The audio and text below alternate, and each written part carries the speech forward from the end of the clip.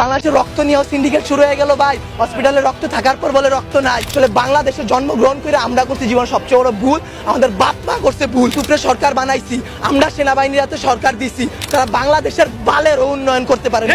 তারা 36 দিন পর তারা এনসিপি গঠন করে। চুলাই অভিশপ্ত না, অভিশপ্ত বাংলাদেশের রাজনীতি। রাতের বেলা লাশ গুম কইরেন না। মৃত সাগর বানাই দিতে আল্লাহ 2 মিনিট ভাবে নাই। ফেরাউন্ডে পানিতে ভাসাই দিতে আল্লাহ 2 মিনিট ভাবে নাই।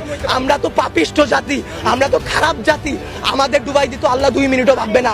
আপনাদের বলা আর এই যে নিজের গালে নিজে এইভাবে থাপ্পড় দেওয়া ভাই সেম কথা। ব্যথাটা নিজের উপরই, থুতুটা নিজের উপরই পড়ে। উপদেষ্টারা আসতেছে 20টা করে গাড়ি নিয়ে আসতেছে, উত্তরার রাস্তা বন্ধ করতেছে, সেক্টরের রাস্তাগুলো বন্ধ করতেছে। এতে যাদের যেই সন্তানগুলো আহত হয়েছে, নিহত হয়েছে, তাদের বাবা মাদের ঢুকতে দিতেছেন না আপনারা। তাদের বাবা মারা এখন পর্যন্ত খায় নাই। আমার মা শোকে শোকাহত হয়ে গেছে। আমরা 2 ভাই আসছি, আমাদের বোনরা আমরা নিয়ে গেছি।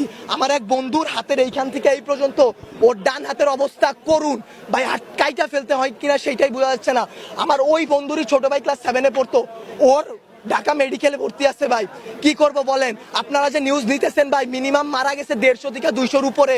আপনারা নিউজ দিতেছেন এইখানে 10 জন, ওইখানে 1 জন, এইখানে 2 জন। আসলে ভাই বলতে গেলে কি, আমরা উপদেষ্টা আনাইছি, আমরা ইউসুফরে সরকার বানাইছি, আমরা সেনাবাহিনীর হাতে সরকার দিছি।